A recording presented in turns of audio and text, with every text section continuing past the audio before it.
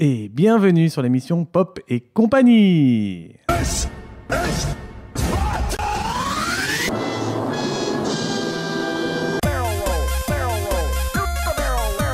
Oppan Gangnam Style.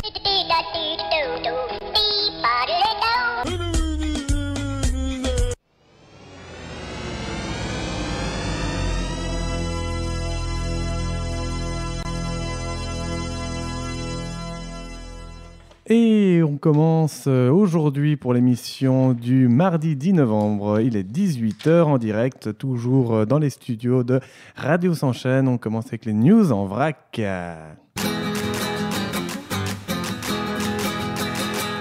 Alexandre Astier planche sur la suite de Kaamelott au cinéma. Arrêtez tout, nous dit le site Combini. Alexandre Astier a lâché une bombe sur France Inter. C'était il y a quelques jours sur l'émission. La voix est enfin libre pour un film Kaamelott. Invité de l'émission de France Inter, le nouveau rendez-vous pour évoquer son spectacle, l'Exoconférence, Alexandre Astier a relevé qu'il s'était lancé dans l'écriture de la suite de sa série culte Kaamelott, qui aura lieu dans les salles obscures. Depuis la fin des aventures d'Arthur Pendragon sur le petit écran, le scénariste se battait pour récupérer les droits de Kaamelott au cinéma. Il a évoqué au fil des ans, à de nombreuses reprises, son désir de réaliser une trilogie qui poursuivait la trajectoire du roi Arthur et de sa cour. Cette fois, Alexandre Astier a confié qu'il était venu à bout de cette bataille.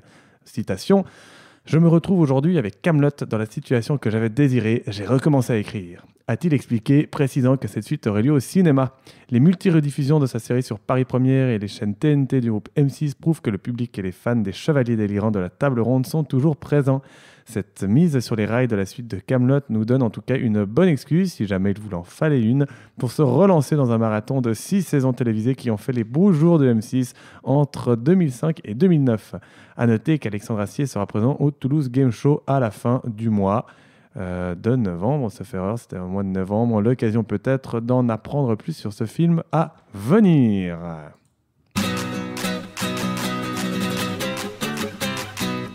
Avec cet avion, il faudra moins de temps pour aller à New York que pour traverser Paris. C'est ce que titrait notamment dans ce site Positive.fr. L'aérien est un des rares modes de transport à avoir perdu en vitesse avec le temps. Alors qu'il ne fallait que 3h30 pour rejoindre New York depuis Londres ou Paris à bord d'un Concorde, jusqu'en 2003, année de la mise en retraite de l'avion supersonique suite à un accident, ce qui était d'ailleurs complètement ridicule et purement commercial, avec des pressions et compagnie. Il faut aujourd'hui compter 7 heures pour faire le même trajet, une régression technologique rare qui pourrait assez vite être oubliée. Il y en a d'autres, des régressions technologiques rares, notamment les temps de batterie des portables. Alors, ils sont devenus plus complexes, mais au lieu de durer 3-4 jours comme durait mon ancien Nokia, maintenant, c'est une journée à peine ou ce genre de choses. Après, ça dépend. Moi, typiquement, je ne mets pas le Wi-Fi ou les réseaux mobiles, les données mobiles en permanence. Du coup, j'arrive à tenir encore 3-4 jours avec mon Samsung S5. Donc, l'avion révolutionnaire pourrait en effet bientôt relier les deux continents en 30 minutes. Ce projet n'est pas l'idée folle d'un inventeur farfelu. Au contraire, l'entreprise qui travaille n'est autre que Bombardier, l'un des leaders mondiaux du transport.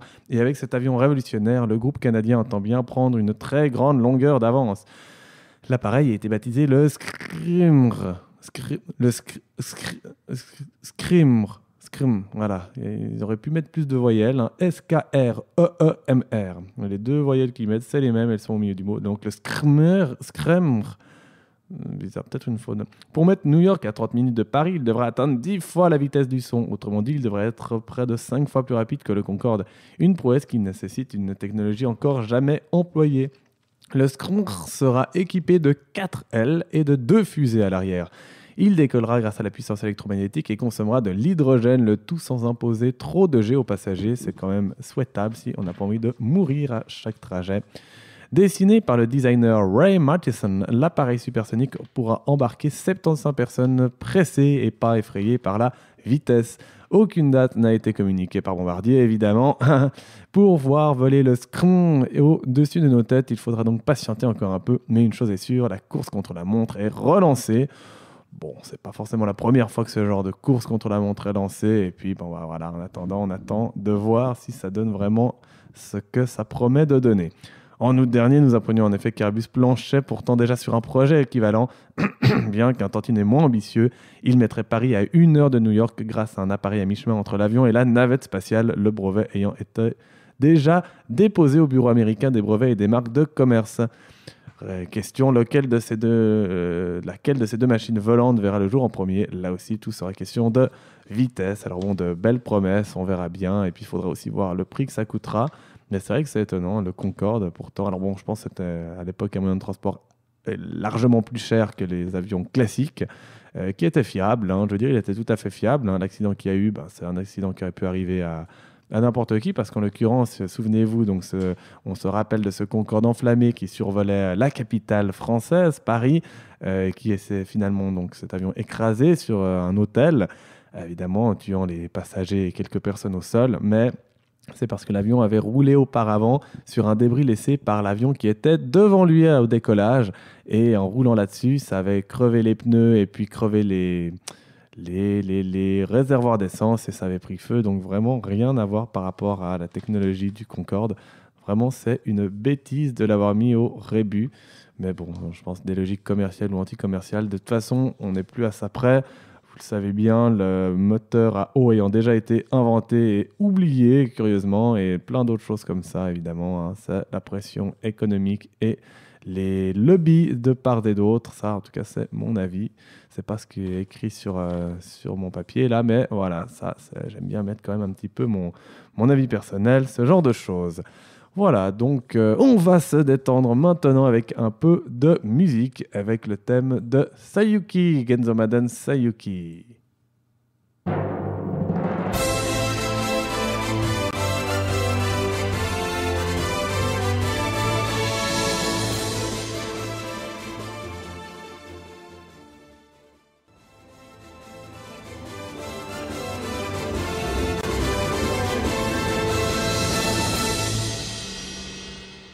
Voilà, c'était Genzo Maden Sayuki, le thème de Sayuki, et on s'écoute maintenant la rubrique. C'était vraiment très intéressant.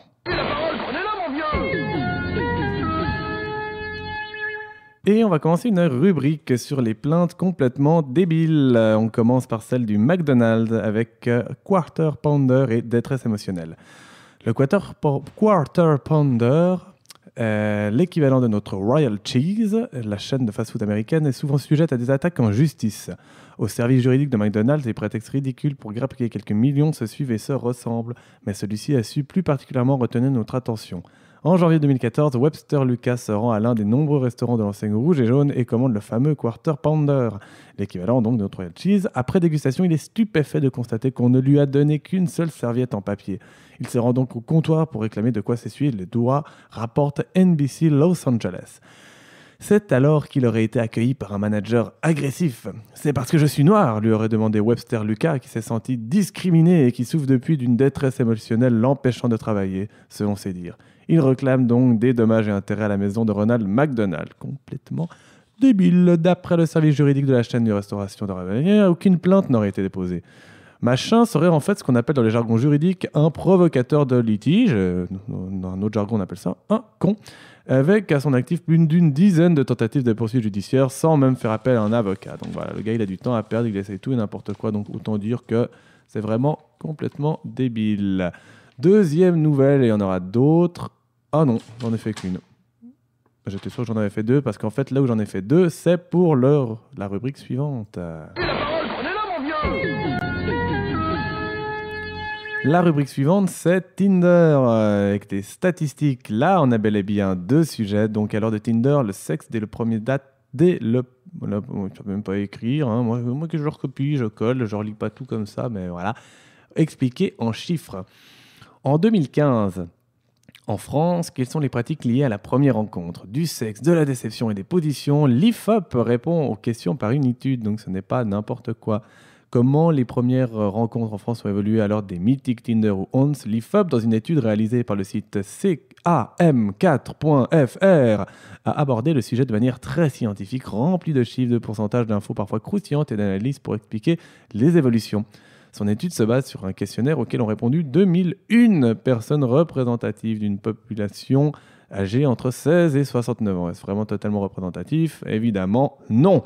en France métropolitaine, s'il vous plaît. Cocorico, l'objectif, savoir si l'expression « jamais le premier soir » était toujours aussi ancrée dans la réalité, alors que des applications comme Tinder sont de plus en plus utilisées pour rencontrer son prochain et sexe si affinité.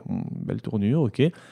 Bon, qu'est-ce qu'on apprend? Réponse en 5 chiffres clés dont je ne vous dévoilerai que le premier aujourd'hui et les 2 suivants la semaine prochaine et les 2 suivants encore après. J'imagine je vais aller dans un rythme comme ça, histoire de distiller un peu tout ça. Puis en même temps, voilà, ça me fait déjà du texte pour les prochaines émissions.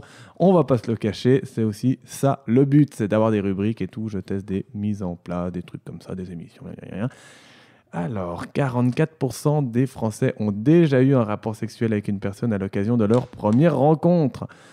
Une Française sur 3 a déjà couché avec quelqu'un dès leur première rencontre. Voilà ce que met en exergue avec un beau point d'exclamation l'IFOP. Un chiffre en augmentation pour les Françaises, mais qui est aussitôt à nuancer lorsqu'on sait qu'il existe un écart important entre les déclarations des femmes, 34%, et celles des hommes, 55%. Une différence expliquée notamment par le critère fille facile, soit l'incarnation des réticences des femmes à admettre une pratique. Chez les Français de moins de 25 ans, l'écart est moins important, 36% chez les femmes, 43% pour la jante masculine.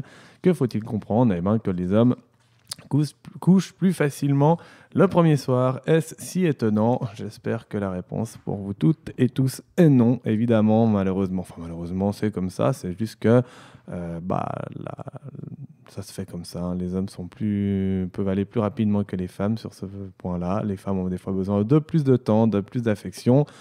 Mais elles ne sont pas toutes comme ça. J'en ai rencontré de différents cas de figure et c'est assez rigolo de voir les différences. Et quand tu parles de l'une, moi j'ai rencontré une fois quelqu'un, ça a été un tel, elles sont choquées et vice-versa. Ça marche aussi chez les hommes, mais il y a beaucoup plus de différences, je trouve, chez les femmes. En même temps, j'ai jamais essayé avec des hommes, mais quand je discute avec mes potes, on est un peu plus souvent d'accord. Mais c'est normal parce qu'avec les potes, on est souvent d'accord parce que sinon, ce ne seraient pas nos potes, je pense. Enfin, voilà, c'est une analyse comme ça c'est de nouveau pas dans le papier, c'est mon analyse à moi. Mais chacun en pense ce qu'il veut. Il y aura donc, je vous l'ai dit, 4 autres chiffres clés à partir de la semaine prochaine. En attendant, on s'écoute une deuxième musique, c'est de Cardcaptor Sakura, Look at Me. On fait ça pendant 2 petites minutes, pas jusqu'au bout, qu'elle dure 4 minutes. C'est parti.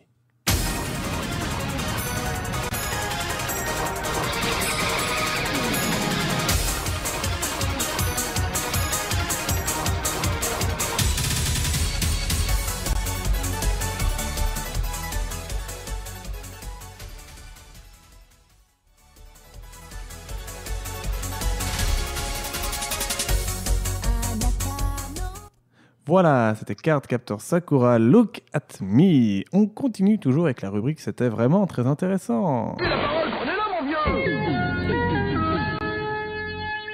Et aujourd'hui, dans la dernière rubrique de C'était vraiment très intéressant, les titres d'articles les plus absurdes de 2015 compilés dans un livre.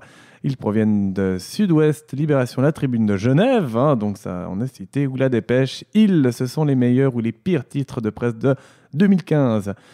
Au programme des voyages barrés. Enfin voilà, je ne vais pas vous les lire là dans le titre maintenant, je vais tout simplement les lire dans ceux qui sont montrés comme ça tout simplement. J'adore, je parle des phrases très bien, franchement, voilà, on voit que c'est pas écrit et un peu préparé comme ça, vite fait, mais j'aime bien cette façon de faire, c'est tout, c'est comme ça, c'est la vie et vous devrez vous y faire ou ne pas m'écouter, ce qui jusqu'à présent marche très bien vu que pour le moment, en tout cas en direct, j'ai pas grand monde qui écoute, mais en même temps, il faut être disponible à 18h, c'est pas forcément simple. Sur YouTube, j'ai déjà quelques vues, j'en ai vu forcément de plus en plus. J'ai fait un peu de promotion par Facebook et je vais avoir des flyers, en l'occurrence un petit millier que je vais distribuer de ci, de là.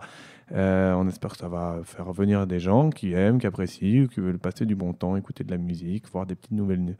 N'hésitez pas en tout cas à commenter, ça me fait toujours plaisir, même si pour l'instant il n'y en a toujours pas eu, mais c'est pas grave. Je fais avant tout cela pour le plaisir, on verra combien de temps, c'est ce qui compte. Parce que c'est cool, là je suis derrière l'ordinateur, radio, en direct et tout.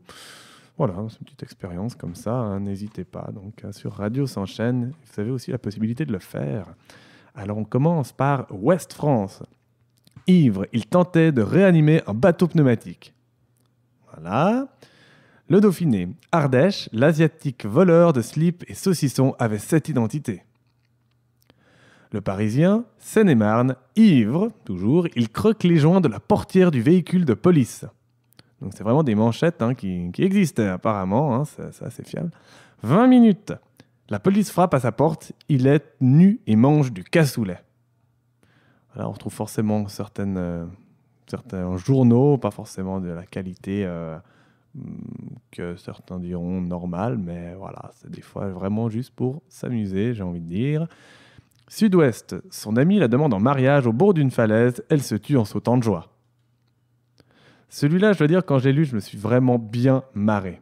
C'est méchant, hein, mais les morts connes, alors c'est super glauque de rire d'une mort, mais quand elle est conne, des fois, franchement... Donc voilà, et ça, j'en avais entendu parler en plus de cette histoire, et c'est pas la première fois que ça arrive. Puis les morts connes, rappelez-vous, j'en avais parlé il y a quelques émissions, je dis rappelez-vous, mais voilà. C'était notamment que les selfies tuent plus que les requins. On en était, il y a 2-3 mois, pour l'année 2015, à 12 morts par selfie et 8 ou 9 morts par requin. Parce que des fois, tu es tellement concentré sur ton selfie que tu fais n'importe quoi. Et on se rappelle notamment d'un... Alors là, c'était pas du selfie, c'était un couple qui voulait prendre une photo, se prendre en photo, mais en ayant posé l'appareil ou je sais pas quoi, et les enfants étaient en train de jouer. Et ils ont basculé dans la falaise. Alors là, franchement, c'était franchement triste, mais c'est aussi très con. Voilà, faut pas non plus, voilà, pas à leurs âmes, mais bon, il y en a, ils doivent mourir apparemment, qu'importe, mais voilà, c'est comme ça.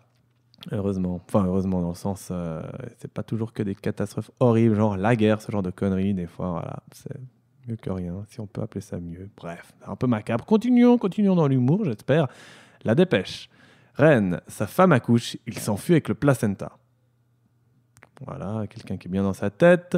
Métro, une kippa en cheveux pour éviter les attaques antisémites. Ça me refait marrer, c'est quand même con. C'est con. Le République Lorrain, barbecue dans le train. Voilà, facile. La dépêche, 2 familles toulousaines partent au djihad en camping-car.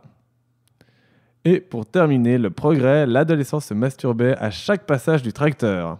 Lui aussi, il devait être vraiment très bien dans sa tête. Voilà, ça, c'était les titres les plus incongrus, les plus débiles. Et c'était vraiment très intéressant. C'était vraiment très intéressant. On termine avec la minute perso. Time goes by so slowly. Time goes by so slowly. Alors un gag très facile que j'ai vu justement sur une manchette, enfin je me suis fait la réflexion en le voyant, c'était une manchette de la Tribune de Genève, en l'occurrence celle du 30 octobre. Le titre était « Comment », alors je crois c'est à peu près ça, je m'en faisais par mémoire, « Comment donner envie aux élèves d'apprendre l'allemand ?» La réponse est simple, tout simplement en ne l'apprenant pas. C'était vraiment très intéressant. Voilà, l'émission touche à sa fin. Je vous remercie de l'avoir suivi ou de l'avoir écouté en podcast sur YouTube. N'oubliez pas donc sur YouTube, vous pouvez la réécouter autant de fois que vous voulez. Elle est sur Facebook et surtout elle est en intégralité sur l'émission, enfin sur le site internet radio-100-chaîne.com. Là, vous pouvez également écouter les musiques qui sont normalement coupées sur YouTube parce que YouTube des fois est capricieux et pour des problèmes de droit ne veut pas me mettre la musique. Bon, je peux comprendre, mais bon, quand on sait que je n'y gagne rien et tout ça, je comprends un peu moins, mais bon, voilà, c'est comme ça. En plus, je cite bien mes sources, d'où j'ai pris la musique et tout, mais voilà, question de droit et tout ça, on verra bien. On va se quitter avec une petite musique que j'avais mis également avant, pour ceux qui ont écouté avant, mais normalement personne, mais peut-être vous arriverez à écouter, là je vais la laisser un tout petit moment. C'est une musique de SimCity 4, la musique numéro 17 pour information, voilà. Prochaine émission dans 2 semaines, donc le mardi du 24, mardi 24 novembre, même heure, 18h, si tout va bien, et tout devrait très bien se passer d'ici là, je l'espère, pour vous, pour moi, pour tout le monde, pour toute la planète. Faites l'amour, pas la guerre. On se retrouve dans 2 semaines. Ciao!